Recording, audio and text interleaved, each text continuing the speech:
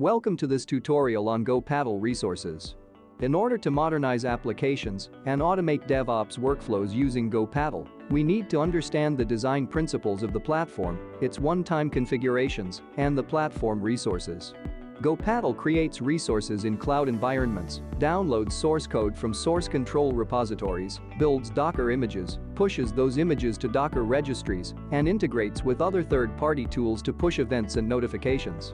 In order to use these environments and repositories, gopaddle requires a one-time configuration like registering a cloud account, registering a source control account, registering a Docker registry, and adding notification channels.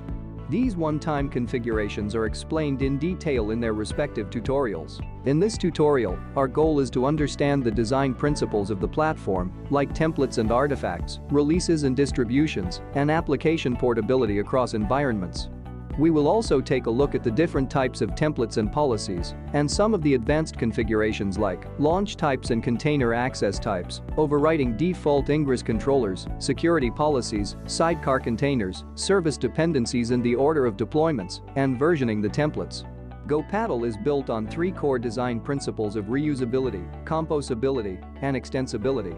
Reusability is achieved by segregating the gopaddle resources into reusable templates and runtime artifacts. Composability is achieved through atomic resources that maintain a hierarchical relation to one another. Apart from the resources maintained by gopaddle, users can also bring their own tools and integrations. Users can extend the platform capabilities through add-ons and platform APIs. Let me illustrate the design principles with the help of a sample application. For instance, let us consider a pet clinic application, which is a two-tier application, with MySQL as the database service and Java as the core service. The Java core service is configured to listen on port 8080. We can start this service by running a java-jar command. Every time a new feature is added to this application, a new binary is built using Maven. However, the configured port and the command to start the service do not change across the builds. Configurations such as the port and the start scripts are a part of the template definition. They are reusable one-time definitions, whereas the build is a dynamic artifact. We need to create these artifacts every time we add a new feature to the application. We combine the template definition with its artifacts to launch a running application on a cluster. A cluster is either a cloud-managed Kubernetes cluster or a self-managed Kubernetes cluster. Let us explore further on how the design principles could simplify the software release management. Let us assume that we maintain the Java application in a GitHub repository. We maintain multiple releases in the form of branches and tags. In order to build this application for a release, we need to clone this application from the GitHub repository based on the release branch or a tag. Thus, a release is tied to a branch or a tag. Let us extend this requirement to support multiple distributions of the application across a subscribe and use cloud model and an on-premise installer model. Let us say the on-premise installer requires an additional build argument that sets the license expiry. Each distribution is to be built differently using different build arguments. Thus, a distribution is tied to a build script. Combining these two requirements, we have a build that is specific to a release and a distribution. This enables us to have multiple parallel releases, catering to multiple distributions. Let us now explore the DevOps pipeline to understand the purpose of configurations and how it helps to reuse the templates across different environments. Applications may have to be configured based on the environment where they are deployed. Going back to our Java service and the MySQL service, we may have different MySQL instances across development, QA, and production environments. The MySQL endpoint will change across these environments. The Java application has to use a dynamic MySQL connection string based on the environment where it is deployed. This is achieved with the help of a configuration resource. Developers can create a configuration resource for a specific environment, add the connection string, and choose the configuration based on the environment where the application is deployed.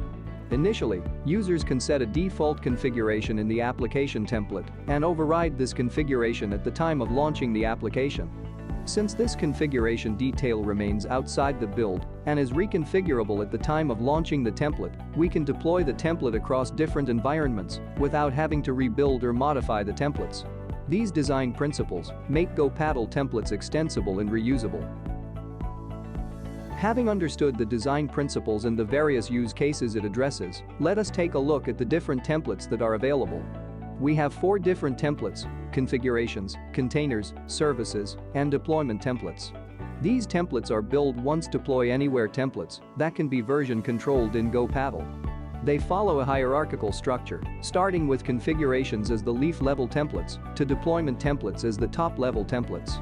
Let us start with a configuration template.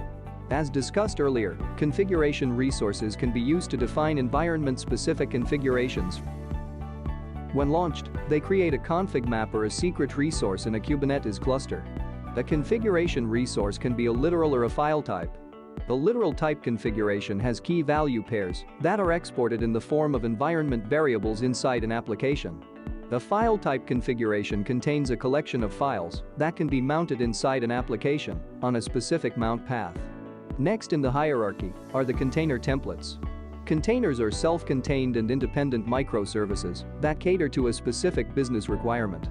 A container template defines the attributes of a container, like its network, storage, and start script. When a container template is deployed on a cluster, it creates a running instance of a Docker container. If a set of configurations are to be exposed to the container, then a configuration resource can be mounted on a specific path within the container. When mounted as a plain configuration, it creates a config map in a cluster. When encrypted, it creates a secret resource in a cluster. Container templates are of 2 types, init and default. In our pet clinic example, let us assume the MySQL service requires specific folder permission for the data directory. This folder permission has to be set before running the MySQL service.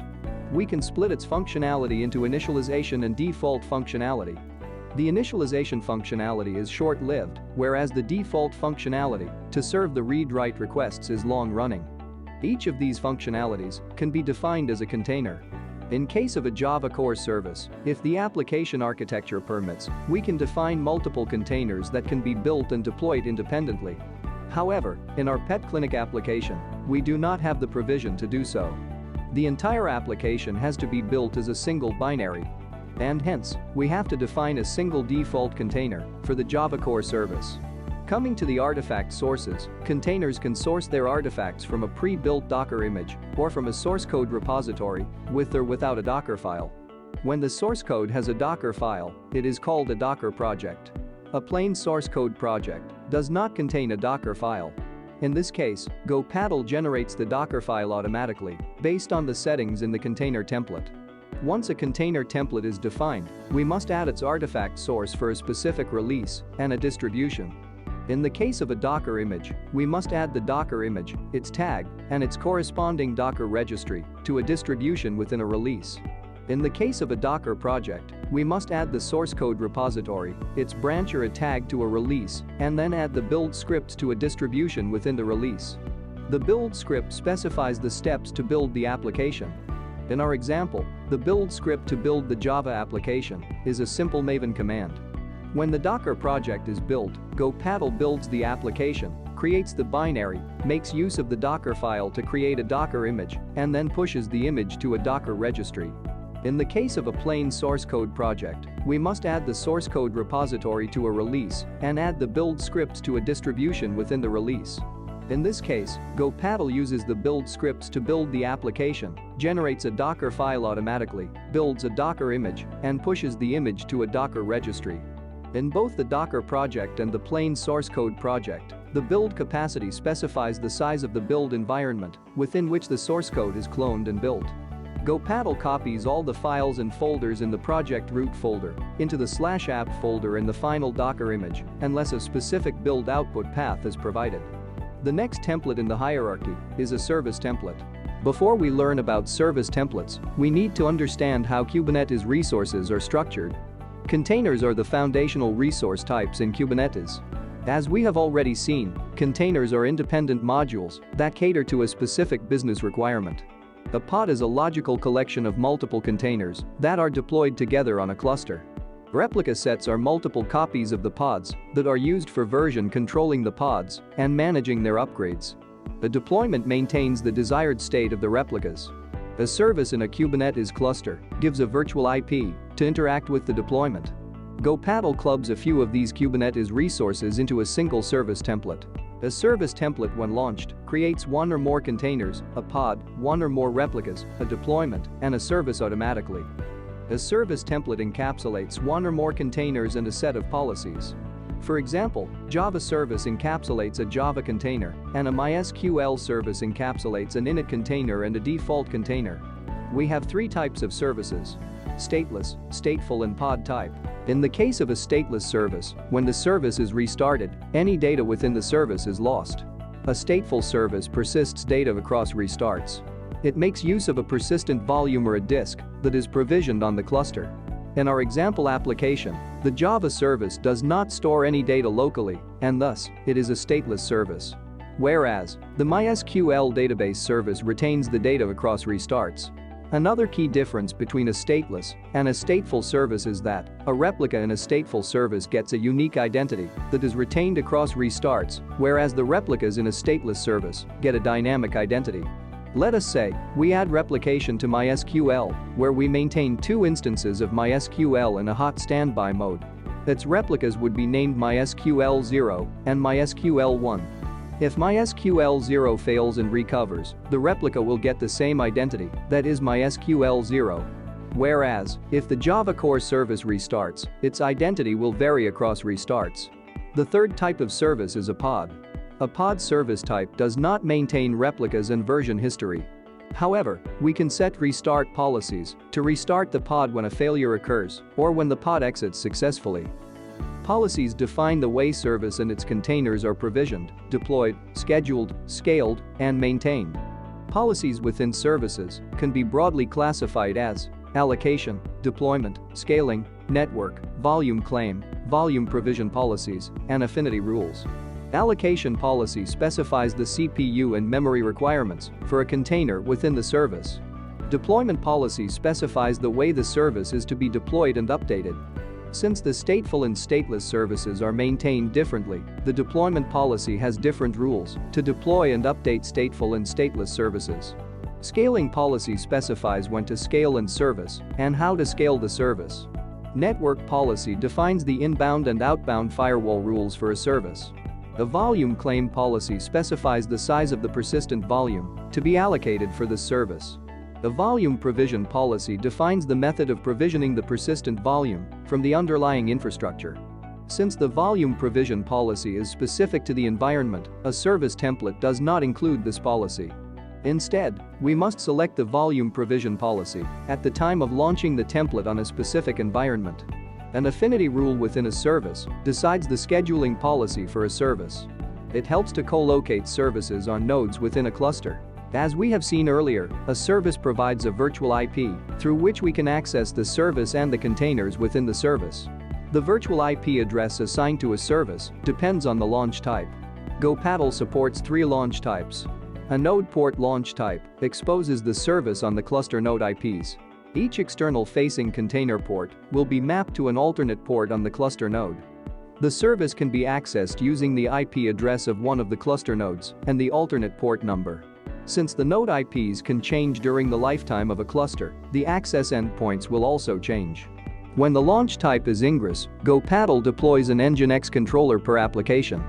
The Nginx controller routes the traffic based on the routing rules set inside the containers. If Ingress without load balancer type is chosen, then the cluster node IP can be mapped to a domain, and the service can be accessed using the domain. Since this launch type makes use of the cluster node IP, the access endpoint can change. If the Ingress with load balancer type is chosen, then the load balancer IP can be mapped to a domain, and the service can be accessed using the domain.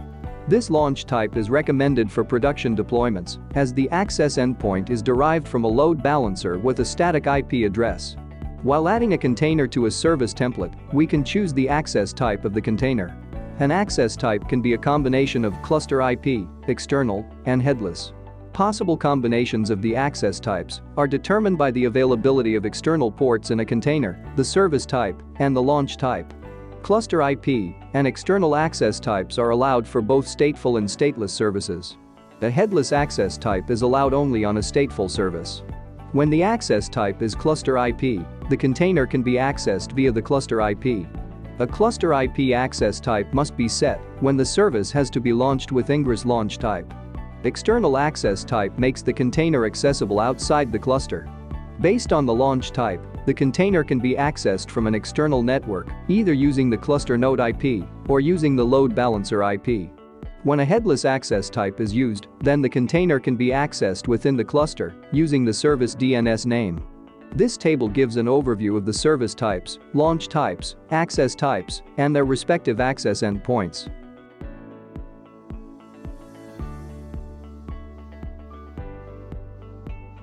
gopaddle uses Nginx as the default Ingress controller. But if a custom Ingress controller is desired, then a service can be declared as a custom Ingress type. If a deployment template has a service with custom Ingress type, gopaddle overrides the default Ingress controller with the custom Ingress controller. Going back to our MySQL service, we define two containers, an init container that set the folder permissions and the default container that serves the read-write requests. The two containers used a shared or a common persistent volume mounted under the /data folder inside the containers. Even though the volume is mounted independently inside each of these containers, it is provisioned once and referred across both the containers using a volume label. Both the containers refer to the same volume using a volume label. Instead, if the containers need to share a folder that is volatile across container restarts, they can use a shared folder. A deployment template contains a set of services that can be deployed together. In our pet clinic example, we have a Java and a MySQL service. If we choose to deploy these two services together, then both these services can be added to a single deployment template. Deployment templates are similar to Helm charts.